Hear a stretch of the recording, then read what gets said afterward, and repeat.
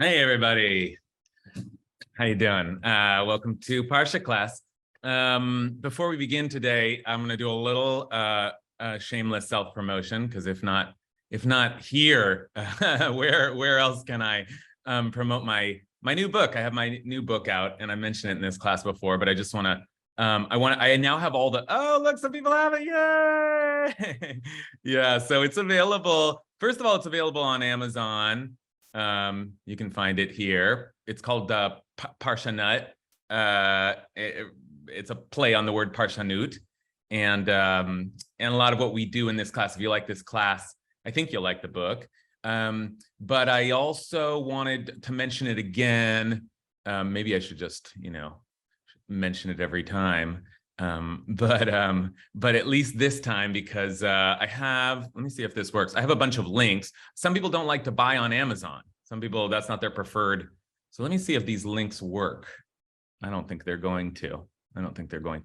But this is information that's supposed to be all linked up, but you can buy it at all those, in all those places, Barnes & Noble, Powell's. You can buy it online. There are hardcover editions. There are paperback editions. There's a really nice Kindle version where it's like every name comes up as something you can click to for a biography. So pretty nice job. This is my my publisher is, maybe I'll give you that one link actually. My publisher is this great guy. It's very, very hard to publish a Jewish book, I must say, unless you're like, a big deal, because there's just not a lot of money in Jewish books. And so when I tried to publish, let's see here. I can't seem to turn this into a linkable source, but when I tried to publish, I didn't get any. Oh, here we go. So that's the announcement from my publisher. When I tried to find a publisher at first, I looked at I turned to all the Jewish publishers, and the only offer I got was someone who said that if I paid them $10,000, they would publish my book. So it's like, okay, forget it. I guess it's never getting published. And then a friend of mine was like, "Oh, I know somebody who will do that." And I was in the law school world for a while, and this is like a law school buddy of mine said, "Oh, I have a friend who publishes academic works, and his name is Alan Childress, and he just has been such a pleasure to work with, Quid Pro Books, and it was a really good decision, and he did a really lovely job." So there's my book, and I hope folks who have it are enjoying it. And if you're curious, then hey, buy my book. Okay, that's enough of that. Now let's say a blessing and get into our Torah for today. Okay, so say a blessing over Torah study, this sacred activity that we get to participate in all the time, but together once a week. Baruch atah Adonai Eloheinu melech haolam asher kidshanu b'mitzvotav v'tzivanu la'asok b'divrei Torah. Okay, so let's start here. Isaac has a very strange name. Isaac is a very strange name, Yitzchak. What does it mean, Yitzchak? What does it mean? You say it out loud to yourselves. It means he will laugh. Yitzchak, he will laugh. It's a strange name. I mean, a lot of our ancestors have strange names. Jacob's name means like the heel grabber. But at least, we know why he's called that. He was grabbing Esav's heel when he came out. Isaac is called he will laugh, Yitzchak. And it's not so clear why he's called that. Sarah, his mother, gives us the only real explanation. We'll get to that eventually. But it's God who names Isaac. But even that is a little unclear. So that's what we're going to do today, is try to figure out how we got to the name Isaac, and in particular, what Sarah's role in naming Isaac, and in this whole story, because there is a lot of laughter in this story. Isaac's actually not doing any of the laughter. I'm not aware that Isaac ever laughed for being called he will laugh. It's actually more than that, an incredibly ironic name, because Isaac is maybe the least least chuckling character in our Torah. I mean, Isaac's story is hard and tragic and severe and anything but funny, right? Isaac is a mysterious and strikingly quiet character in the Torah when you compare him to all of our patriarchs and matriarchs. Most famous, Isaac, for being nearly killed by his father. That's really the main event in his life. Not funny at all. So why will he laugh? What is going on here? So, okay, so let's take a look. We're eventually going to get to Sarah's laughter. Sarah will do some laughing, and that's really where our focus is going to be today. But here's a source sheet for you. But Sarah's laughter, we're going to make a big deal of it because the Torah makes a big deal of it. But before we get there, we have to remember that someone else laughed first, because it's as if Sarah's laughter is noteworthy, is surprising, is as you'll see, even problematic. And yet, wait a minute. Someone else laughed first. So let's go back and take a look at where the name Isaac first comes from, and who's doing the laughing and why and what's going on there. So we're going to move back. This week's Parshat Vayeira starts in chapter 18 with Abraham sitting at the tent, nursing his circumcision wounds and waiting for someone to pass by. The three angels pass by. That's where we begin this week's reading. But last week's reading, and Parshat Lech Lecha, ended with chapter 17 was a new covenant, a covenant that would be marked by circumcision. Abraham circumcises himself and circumcises his son. He has a son, Ishmael. And then in the midst of that, we first hear about Isaac. So let's go take a look at where we get the name Isaac from. Okay. And God said to Abraham, in the midst of this new covenant, in this covenant that's marked by circumcision, as for your wife Sarai, so far her name has been Sarai, you shall not call her Sarai, but her name shall be Sarah. That's an important moment, because Abraham has also been given a new name. And you might think, given the patriarchal landscape, okay, Abraham's given a new name because he's the prophet and he matters, but Sarah's just his wife. Who cares? No, not so. Sarah is also being given a new name and is also regarded by the tradition as a prophet. And so it's the both of them. The both of them are undergoing a spiritual transformation. But right now, and this is important, God is only talking to Abraham. I will bless her. I will bless Sarah. Indeed, and this is a big surprise, I will give you a son by her. I will give you a son by her. I will bless her, so she shall give rise to nations. Rulers of the people shall issue from her. Big surprise. Why is this a big surprise? Because Sarah's 89 years old. And it's not just her age. It's a significant fact. It's a significant sorrow in their life that Abraham and Sarah, were unable to conceive together. And it leads to a story. That leads to Ishmael, because Sarah decided that you should instead sleep with my maidservant Hagar, and I will give that to you, and that child she says, I will be built up through that.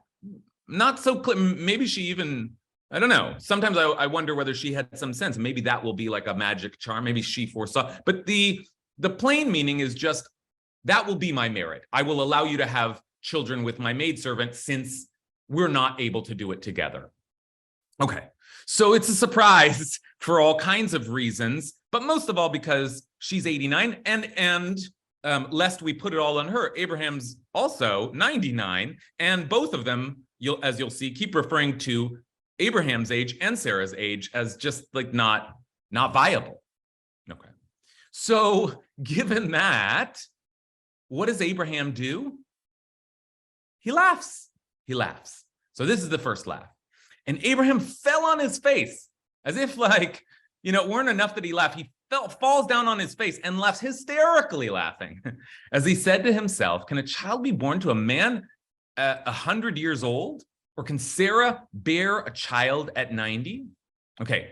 Vayipol Avram al panav, and there's look at this word, Vayitzchak, and he laughed. Vayitzchak. That name, okay, that sounds familiar. Vayitzchak. Vayomer belibo, and he said to himself in his heart, Halaven mea shana yivaled? Can someone be born to a man of 100? V'im Sarah habat tishim shana teled? And can a woman who is 90 years old give birth? Not a chance. And then Abraham says, I don't really, well, maybe I don't want to interpret it, but it seems as if Abraham is saying, come on, that's not possible, or that's not plausible. And anyway, I have a son, and I love my son, Abraham says, Vayomer Avraham Elohim, Lu Yishmael Yichiev Lifanecha. Oh God, let Ishmael live by your favor, live before you. Meaning, let's pass the covenant through Yishmael. And that also is quite a significant moment. Abraham would have been content to have the covenant pass through Yishmael. But God has other ideas, and God says, no. Vayomer Elohim, aval, nevertheless, Sarah, your wife, shall bear a son. You don't think so, but she will. And here's the name, Vakarata et shmo Yitzchak. You will call him Isaac. V'hakimoti et briti ito, and I will maintain my covenant with him, lebrit olam, as an everlasting covenant for his offspring to come. And as for Ishmael, I have heard you, and I will bless him. I will make him fertile and numerous. He'll be the father of 12 chiefs, right? Just like Jacob has 12 sons, Ishmael has 12 sons. But my covenant I will maintain with Isaac, whom Sarah shall bear to you at this season next year.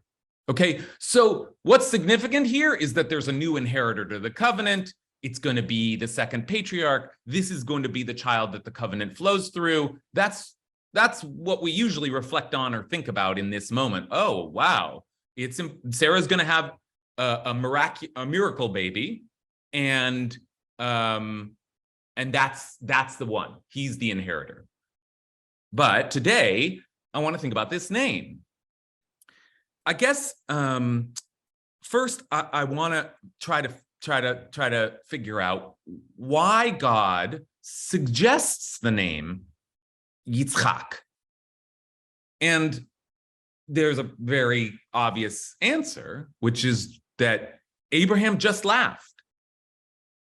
So here's my first question for you. Is God naming, and let's just put it on screen one more time, is God naming the inheritor of the covenant Isaac, Yitzchak, because Abraham fell on his face and laughed, Yitzchak? Or are we to understand that, no, it's God. God had this idea all along. This is a laughter baby. That's the point. So let's just start there. Let's begin our analysis there. Why is God calling or telling them to call this new miracle baby, he will laugh, Isaac? You get it from Abraham, or did God think of it God's self?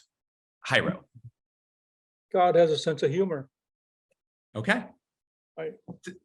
Elaborate. Well, I wonder if he's making fun of us at that point, making fun of Abraham. Good. I think that's a very sharp read. That God is saying, oh, you laughed? Oh, you think this is funny? Well, watch. Let's call the kid laughter because of that. It's a sense of humor, like, oh, I got you, but it's a little bit of it's a rebuke also. You're gonna laugh at because after all, and this is going to be a major dilemma in all of the laughter we see, God Almighty is delivering a miracle to God's prophets. That's awesome. That should be received with gratitude and blessing. And instead, Abraham falls on his face and laughs. Maybe that was a little inappropriate. I mean, God doesn't seem angry, but maybe, and I think Hiro's saying maybe God is, there's a barb here. Oh, so funny. Okay, let's call the baby funny. Funny baby. Okay, yeah, sure. We'll see. Okay, Noah, what do you think?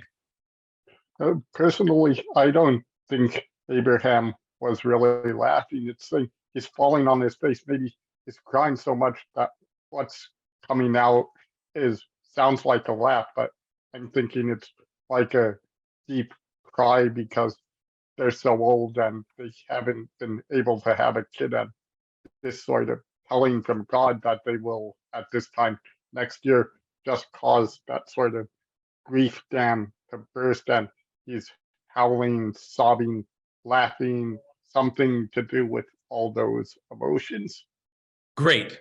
Beautiful. Noah gives us another way to read this laughter, which is that it's not laughter like, ha ha. It's laughter like, oh my gosh, I'm so overwhelmed with emotion. It's like, sometimes we laugh in tragic situations. That can happen. I know as a rabbi, you talk to people who are in very difficult situations. Sometimes they're trying to laugh their way through it. Laughter in the dark. I think Nabokov has a book called Laughter in the Dark. That's normal, and it isn't laughter in the most classic sense. It's just like I'm so happy, I'm so surprised, I'm so shocked, I'm so overwhelmed. That's what Abraham was doing. And I think that's a very strong read that some of our commentators will pick up on, as we'll see. And then we have to wonder, okay, so then what is God saying? God is saying, perhaps, let's remember this moment and call this child like great joy. This child will bring great joy, because look, you're so overjoyed, and it's all very nice and good. Abraham's not really like laughing at God, and God's not pushing back. Different read that Noah gives us, which is that it's all just overwhelming emotion. Katie, what do you think? Yeah, I think there is something to this idea of overwhelming emotion. And I also just think about the context of last week, and all of the things where Abraham has doubt is really about the legacy of his covenant, and like having a child through Sarah.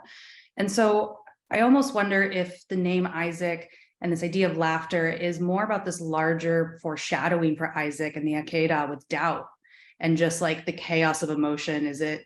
Is he protected? Is it tragedy? Is he like, his whole life is this weird complexity that is really hard to hold. And laughter in a way is a similar kind of thing where it's joyful, it's sorrow, it's all of these things sort of rolled into one. And so in some ways, I see his name as sort of a complex foreshadowing more than anything else. Okay, very, very elegantly put. Thank you, Katie. So Katie brings us to the other really, maybe the more important question. The Parshanut question here is, meaning the like trying to figure out what's going on with the verses, is, wait, what is God doing? Why did God get it from Abraham? What's Abraham up to? What's Abraham's motivation? How is God responding? But Katie brings us to a more basic question, which is, okay, now the kid's name will be Laughter. Why? Why is Isaac, the second of our great patriarchs, named Laughter? And again, as I said, because his life seems not so funny at all. And Katie says, yeah, like, as we were saying, laughter is often a complicated and chaotic mixture of emotions, an eruption of feeling that could be good or can be nervous or can be many things, but is a kind of hard to contain the feeling of emotional response.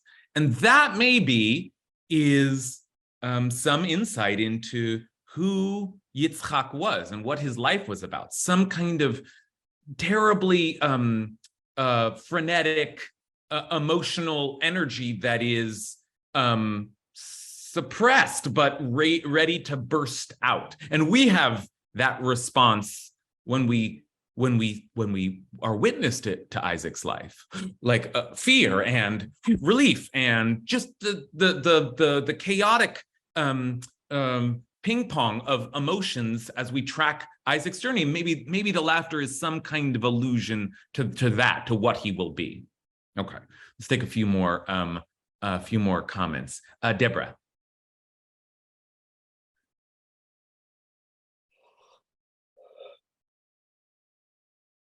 Deborah, are you with us? We can't hear you. Sorry, I was muted. Okay.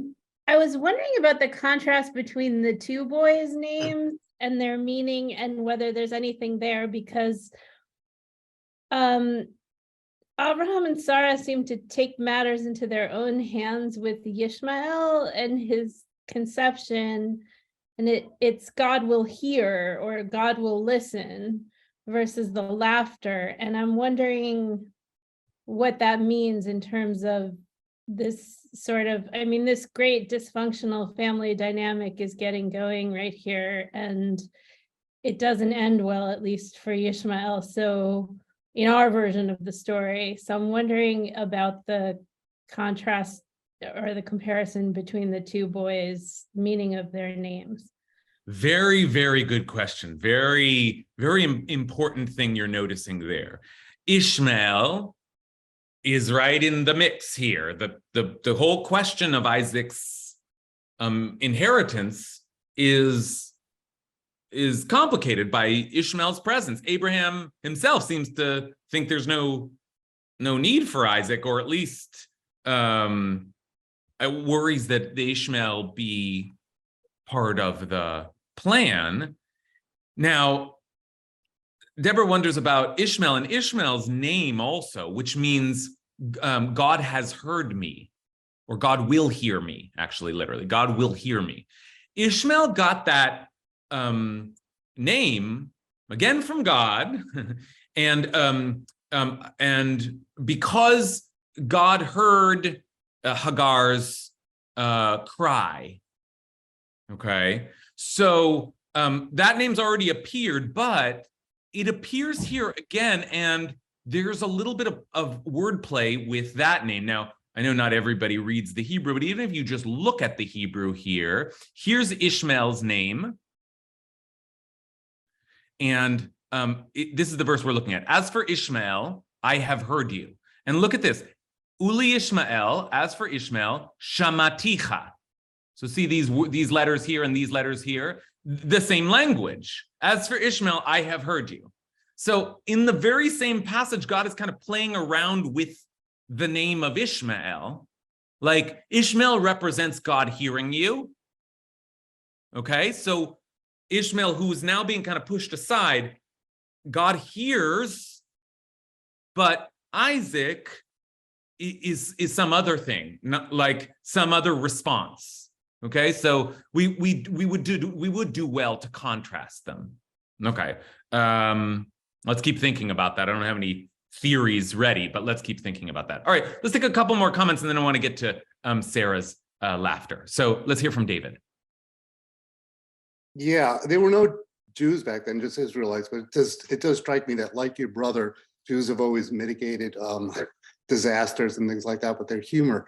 But I think what Abraham may be intuiting here is that God has a plan. Here he's asked he asked God what to do about Sarah. She wants a child, and he says, listen to your wife, and he goes through all this. And since God names Isaac, and Isaac says he will laugh, means he will laugh, I may posit that the he is God.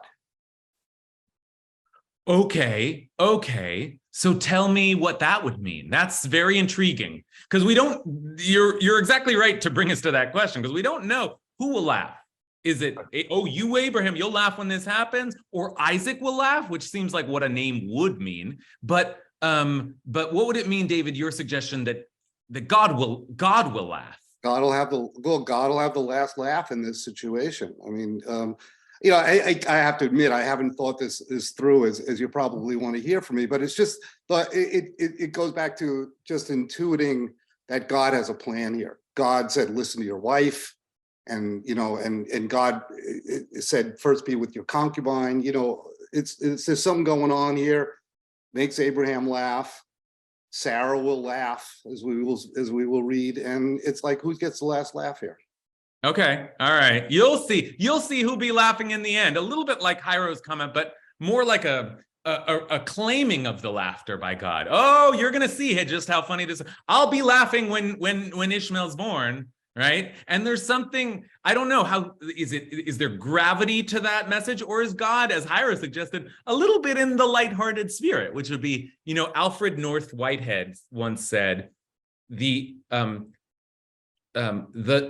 total absence of humor in the Old is in the Old Testament is one of the most singular things in all of literature, meaning it's not a funny book, right? And I think he's wrong. I think we can find lots of places where there is some humor, but it's, I know what he means. The whole vibe of our Torah is heavy, and here, like, that's part of what we're playing with today, is in the midst of all that heaviness, the name of the heaviest character, in a way, the one that's almost sacrificed on the altar, is he will laugh. Well, it just because it gave me a second here. You did ask, this is the beginning of God's testing faith, which he's going to do throughout, all the way through the end with Moses. And here, he's going to profoundly test the faith with Isaac, as we get to the Akedah. But this could be the beginning of testing faith. And it's like, okay, you're going to laugh, and actually we're going to see Sarah, denies that she even laughs and everything. So there may be a beginning of the testing of faith here. Okay, good. I see a lot of hands, and I want to eventually get to everyone. I'm going to call on Nechama because she has a point to make right now, and then we're going to move to the next text. And if I've missed your point, you can unhand yourself, but if you want to keep it up, then I'll hope to eventually get to you. Nechama, can you unmute and enter the conversation? Okay, I can ask you to unmute. Okay, am I There you unmuted? are. Yes. Okay, thank you. So what occurs to me with all of these what does laughter mean? And it was something that you said, Rabbi Kasher, about the chaotic nature of the adventures of Isaac, let's say, from the time he's conceived. I always think of Isaac, our second, I think of Rivka, Avraham, Rivka, and Yaakov as kind of the three matriarchs, because she's the one who is the active, moving the plot forward. And Isaac, I think of, as very passive. So the way I want to think about laughter and see if this makes sense to everybody is incredulity. Like, are you kidding me? Incredible, because everybody around him, starting with his parents, Abraham and Sarah, and then Rivka, and then even the whole thing of finding Rivka, and then the thing with Yishmael, and just his entire life. Are you kidding me? There's something, yeah. And we're going to get to the brothers and Yishmael. Sarah sees Yishmael mitzachek, and that whole thing. Everybody around Isaac is connected to laughing. Isaac himself, in the weirdest way, is the passive kind of conduit. He's the reason they laugh for different reasons. But I would say incredulity with the laughter is the way I want to think about it. I love that, Nechama. I love that. First of all, it's great to have a Nechama in the mix. Love a beautiful name, Nechama. And I'm thinking about it a lot these days because the book that I just released is really an homage to Nechama Leibovitz's work on the Parsha, and it's dedicated to Nechama Leibovitz. So always happy to have a Nechama in our Parsha study. Okay. So Rabbi Kasher, but yeah, I want to say that I was lucky enough to study with Nechama Leibovitz Zichrono Livracha in 1993, just a few years before she died. I was in Israel for the year, and my given name, my birth name is Nancy. And people ask me, why don't you go by your Hebrew name? And I said, I can't, because there's really only one Nechama. Because that's how she answered her phone. When the phone rang, in the middle of a shiur, she'd pick up the receiver and she'd go, Nechama. Not Wow. hello, not Wow. hi, can I help you? Just Nechama. Wow. I so appreciate that. I so appreciate that story. What a zchut. What a tremendous privilege to be able to learn with really one of the great scholars of the 20th century, and the person who I dedicated the book to her because I feel like I owe her everything, because she really revitalized, re-energized the study of the Parsha with its commentaries, Parshanut. So, and she was legendary, and legendary also for her kind of humility, right? Just Nechama, and on her tombstone, the only thing that it says, and this was her request, is Morah, teacher. That was all she wanted to be. Inspiring woman. So anyway, we digress, but that's it. That's so meaningful to me. I also want to say, Nechama, that I've often said the same thing. I think it's Abraham, Rebecca, and Jacob who are the real three figures. Like, Abraham's the more dominant figure in his generation, and Jacob's the most dominant figure in his generation. But Isaac is not the most dominant figure in his generation. It's really Rebecca. And the way you framed it is so insightful. Isaac is like someone who responds rather than someone who acts, right? He does what he is told. He is taken where he is taken. He blesses the person that comes before him. He responds, and laughter is a response. In that sense, Isaac, he will laugh could mean he will respond to things. And then finally, your definition here of this laughter as the incredulous laughter, that I can't believe, what? I can't believe this. Not like I'm laughing at it, and not quite like I'm overwhelmed with emotion, but just disbelief, shock and disbelief. Okay, that's an important characterization of laughter to think about here with Abraham, and also to think about now that we move, and we have to move now to this next scene in just the next chapter, finally arriving in our Parsha. This is a more complicated narrative. This, I think, is more confusing, and there are some serious questions here to untangle. But the most glaring question is, as you'll soon see, why God responds to Sarah's laughter in the way that God does. Okay, so let's take a look here. Okay, so Abraham, as I said, has just greeted these three men who turn out to be angels, who announce their mission. The reason they showed up is to announce that indeed Sarah will have a child in the following year. Now, Abraham's already heard that, which is will be part of our story, but they come and they announce that. By the way, they have several missions. They then go on. They're the angels who destroy Sodom and Gomorrah and who rescue Lot. So they have lots of things to do, these three men / angels. But here they are announcing the miraculous birth that will be. And meanwhile, Abraham and Sarah are preparing a meal for them. And Abraham is playing the host, and Sarah is kind of, in good patriarchal fashion, she's back in the kitchen, like getting the meal ready. Okay, so they say to him, "Where is your wife Sarah?" And he replied, "There in the tent." And then one said, "I will return to you next year, and Sarah will have a son." Now, Sarah was listening at the entrance of the tent, which was behind him. Okay, so this is all happening, and Sarah's just behind the curtain, listening. Now, Abraham and Sarah were old, advanced in years, and Sarah had ceased from the way of women. The translation that I actually got was Sarah had stopped having her period, which is true. That is correct. That, I think, is a correct understanding of the verse. But it's just, I wanted to give you the actual language. Orach kanashim. She had ceased in the path of women, or the way of women, meaning she was no longer having her periods. And here it is, Vatitzchak Sarah. And Sarah laughed b'kirba, to herself, or literally inside of herself.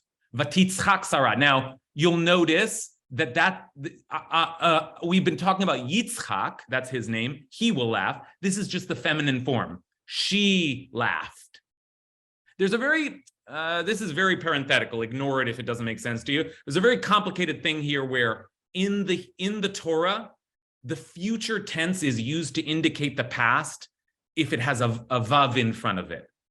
So Vayetze, a lot of the Parshot speak this out, Vayetze, and Jacob went out. But it is the form of Jacob will go out. Why that is too complicated to get into now, but you'll notice these are future tense forms. He will laugh, but it's describing something that Sarah and Abraham did. He laughed, she laughed. Okay, so that end parentheses. But this is the feminine form, and she laughed. And she says, now that I've lost the ability, am I to have enjoyment with my husband? And with my husband so old, enjoyment, it's not clear. Some benefit, enjoyment, gain. The word is edna. With my husband so old. Okay, now here's our big question today. Then the Eternal said to Abraham, Vayomer Hashem el Avram, Lama ze tzachaka Sarah? Why did Sarah laugh? Saying, shall I really bear a child, old as I am? Is anything too wondrous for the Eternal? Hayipaleh Hashem davar?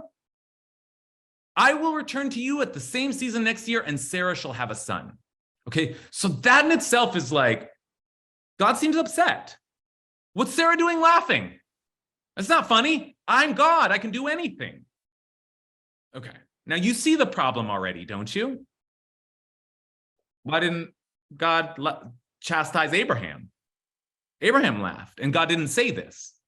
So that's a big problem. Why is God suddenly offended by laughter, if that's the right read, when God wasn't before? And then there's just a little extra tidbit, which is also strange. I will return to you at the same season next year, and Sarah said, and Sarah will have a son. Vatchachesh Sarah.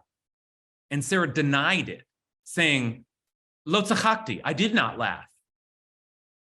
Which is weird. She did laugh. But it does give us a little bit of an explanation, for she was frightened. And he said, no, but you did laugh. Lo, ki tzachakt.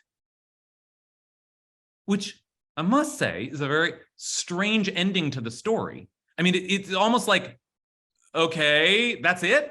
Like, that's the last line? No, you did laugh. You did. Anyway, moving on. Doesn't make any sense. And in fact, when we read the Torah, we stop before that last verse. The first aliyah takes us through up to verse up through verse 14, and this is the beginning of the next aliyah, the next reading, when we read in shul, in public. And you know, I get it. I get why they cut it off, because it's like a little bit of a dangling sentiment there. Okay, but let's get to the main question of the day. Why is God upset with Sarah? Is God upset with Sarah? What's going on there? Because God wasn't upset at Abraham. So what's going on? Sarah just laughed in exactly the same way Abraham laughed. And to Abraham, God said, I know, it's crazy, but it's going to happen. And to Sarah, God said, or was it to Sarah? And I just give you a little bit of like a first pass at this. It's also important to notice that God said that to Abraham. The Eternal said to Abraham, why did Sarah laugh? Okay, so let's try to figure this out. Why is God upset, surprised with Sarah's laughter? Okay, I assume all folks with hands up can speak to this question. Matt Silberstein. I don't think he's angry. I do think both Abraham and Sarah are disagreeing with God. And I think God is reacting in the same kind of way. They're laughing because how can you say that? And God's saying, what do you think? I can't do something like that? So this is someone fighting or resisting God, disagreeing, and God going along with it, God accepting it, rather than fighting. And I just have one, I want to make one little parenthetical. This is almost as long, if not longer, than the Akedah. This is a long sequence of passages and events dealing just with this. I was just looking at the number of verses. It's about the same size as the Akedah, which is like the biggest, great, oh my God thing. Mm-hmm. This matters somehow. This is really, really important somehow. Okay, I'm done. Let me address that parenthetical, because Matt's exactly right. The central figure in this Parsha is Isaac. But as Nechama said, Isaac's entirely passive. All of the events are swirling around Isaac. What will he be called? He's coming, he's arrived, he's making other people jealous, but he's a baby at first. He doesn't exist at first, and yet everything is about Isaac. Okay, now to Matt's account of God's response. And Matt is essentially saying, and I think it's a fair reading, it's not that different. If anything, God is just, now this has happened twice, and God is like, hello, yeah, I can do anything. But really, that's sort of what God said the first time. Yes, I know, you don't think I can do this, but you just watch. And maybe that was the naming to begin with. I'll have the last laugh. Okay, so maybe not so different. All right, let's continue to think about this question. Jen?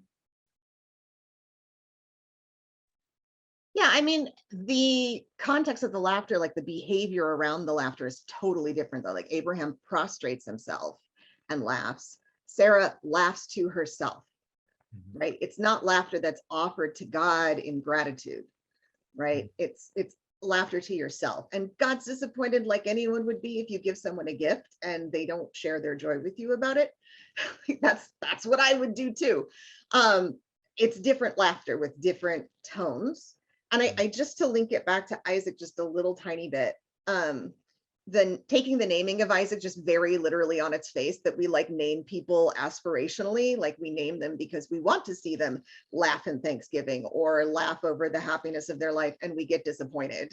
Like the whole story of Abraham and Sarah's laughter to me has God being disappointed, and Isaac's life story is like a big disappointment. And I feel like there's something in these passages that's interested in that, that's interested in disappointment and the different ways that we express it to each other and handle it. That's very interesting. Yeah, and I'm thinking, that version of the narrative almost suggests that, like, naming him Isaac is aspirational. Like, would that he would just have a little joy in his life instead of just constant, like, drama and tragedy.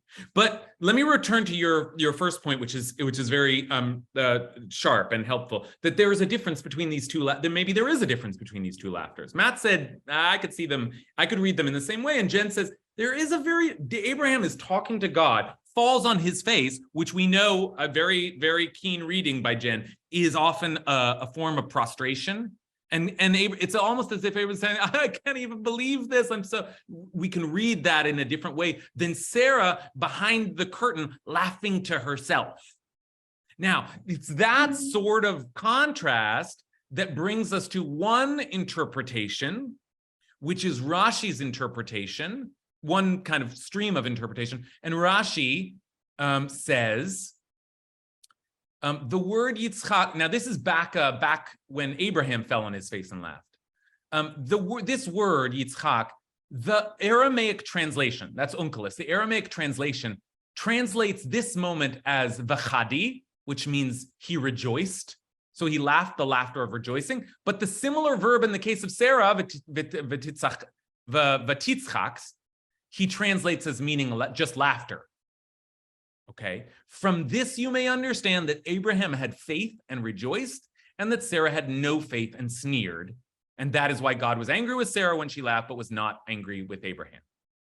Okay, now I'm like not like, it's like Sarah, that's our mother. Like, I don't like the idea that like Abraham gets a pass here and Sarah is rebuked, but there is and I'm not attributing that opinion to Jen, but Jen points out enough of the textual differences that, okay, maybe we do understand the differences here in context.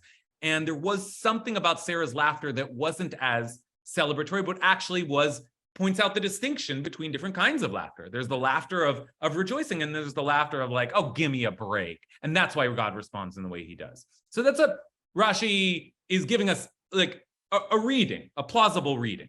Alexandra. Oh, Alexandra, you frozen? Are you there?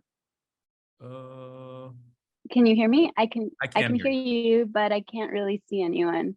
You can? I can hear you. Oh, good. Thank you.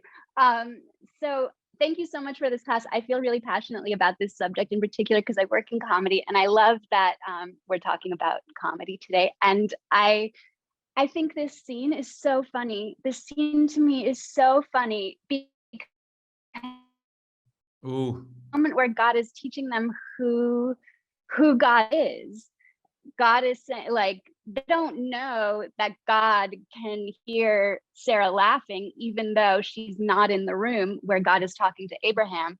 They don't yet know that. She doesn't understand yet that God can see and knows everything she's going to do, and knows that in the future that she's even going to deny it. So I think it's a moment where God is teaching them who God is, one of those little moments that teach them who God really is. And also it's just so funny. It reminds me of this video, of this family video we have of my 2-year-old niece with chocolate on her face, and her mom asks her, "You eat chocolate?" And she's like, no, and she's denying it, but she has chocolate all over her face. And to me, this is hilarious, a hilarious scene, and that it's important to me that comedy be acknowledged and celebrated in the Torah. And I think that by saying that Yitzchak is named Yitzchak is setting like one of the energies for our people. Like, humor is a divine trait. They will laugh. This is one of the key components. This is an important energy. Okay. A celebration of laughter writ large by Alexandra, but also Alexandra offers us an interpretation of what's going on here at the end, with God saying, no, you did laugh, and Sarah denying it, and the whole thing is a little funny. And maybe, right, Sarah's behind the curtain, and so she's not, as we've already pointed out, she's not in kind of direct conversation or confrontation with God. And maybe she thinks she can, like, almost like a child, like we are all children to God's, parent. Like, no, I didn't, but doesn't realize it's God. Like, God knows what you did, right? It's a little bit, reminds us a little bit of Adam and Eve hiding from God when they get in trouble. It's like, hello, where are you? I know where you are, like we just, that's one way to read what's going on here, is that Sarah's trying to hide something which cannot be hidden from God. And then God says, no, I know you laughed. Now, we are running out of time here, and that analysis of those last lines brings us to another really interesting interpretation. When I would look through the commentaries this week, this is the one that I found most intriguing and I think convincing. This one comes from Nachmanides, the Ramban, Spanish medieval genius, Nachmanides, and he's also going to help us understand why God is reacting in the way that God does. So take a look here, and then maybe through that we'll come to understand those last lines. Let's take a look. This is a really, really important thing. This is Parshanut at work, like really carefully reading the verses, and he's pointing out something that is actually pretty obvious, but we haven't surfaced it yet. So Sarah denied it and said, right? She said, no, I didn't laugh. So he's looking at these last lines that Alexandra was just looking at. And he says, Vani tameh, I'm astonished. How could it be that Sarah lied to God? I'm astonished. How could this righteous prophetess denied that which God had said to the prophet Abraham? And also, why did she not believe in the word of God's angels? Like, what the heck? Right? How could that be? That's not Sarah. That's not the story we would tell. The answer, he said, appears to me that these angels. So the first answer is kind of a basic, like trying to figure out the logistics of the scene. The answer appears to me that these angels who appeared as men came to Abraham, and he, in his wisdom, recognized them. They were right in front of him, after all, and he got that they were angels, and they announced to him, I will certainly return to thee, and Sarah will have a son. And Sarah heard it, but she didn't know that they were angels of the Supreme One, as was the case with Eshet Manoach, the wife of Manoach, much later in the book of Judges, doesn't recognize an angel when he comes, because he comes in the form of a man. It's even possible she didn't see them at all. She didn't even, right? She heard something, and so she laughed, and it was derisive, because she was laughing not at God and what God can do, but just these three weirdos who passed by and said something, okay? So fair enough. But then look at the next thing that the Ramban says. Just look at this. It's also clear that Abraham had not revealed to her what had originally been told to him. Indeed, Sarah, thy wife, shall bear thee a son. Now, he doesn't want to accuse Abraham, so maybe he was waiting until God would send her the announcement on the following day, because he knows that God eventually reveals to his prophet. Sarah's a prophet too. He'll eventually tell Sarah. But the really startling interpretation there is that the Ramban just looks at this scene, looks at God getting angry. Why is God getting angry here when God didn't get angry there? And he realizes Abraham never told Sarah. Abraham never told his wife. I see some people like, yes, like, and I maybe Alice was going to reveal that to us as well, but we're almost out of time here, so it's just racing to the end. But maybe that's why God is mad. And if that's the case, God's not mad at Sarah. God's mad at Abraham. How could I tell you this and you didn't tell your wife? Are you kidding me? Sarah's astonished. Why is she laughing? She should have known long ago. This is a surprise to her. You guys need to work out your relationship. Are you kidding me? Right? Okay. So we're almost out of time, but and so I wish I could take more thoughts, but I can't. But let me just offer one last reading here, which is like, if that is true, and this is I just thinking about this, I can't help myself, but this is like my interpretation here. Just one last thing. If that's true, that what God is upset with, Sarah laughed and God said to Abraham, remember, God said to Abraham, not to Sarah. Why did Sarah laugh? Didn't you tell her? And then Sarah denies it for whatever reason. We've been talking, she's like, no, I didn't laugh. Maybe she didn't think God could hear, or she laughed quietly, for she was frightened. And he said, we don't actually know who the he is here, but let's assume for a moment that it's God. God knew, and God said, yes, you did laugh. The translation here is no, but you did laugh, lo ki tzachakt. But, and this is a little much to throw out at the end of the class, but the word ki has four meanings, and one of them is because. And it is possible to read the last line as God saying, no, it's not because you laughed. No, I'm not angry because you laughed. I'm angry because Abraham never told you that you were going to have a child. That's big news. What's Abraham doing? Show up and be a better husband, right? Okay, so that's a really, the Ramban here offers us a really powerful reread of this very confusing scene that, at least to me, is quite convincing, especially because God turned to Abraham and said, why did Sarah laugh when Sarah's right there, right? Okay, so we're out of time, and we are not able to get to, we analyzed the passage that we came to analyze, but we weren't able to get to the third passage, which I would refer to you, just take a look at it later today. when Isaac is actually born, they name him Isaac, and Sarah explains the name and says, God has brought me laughter. Everyone who hears will laugh with me or at me, not clear. And we should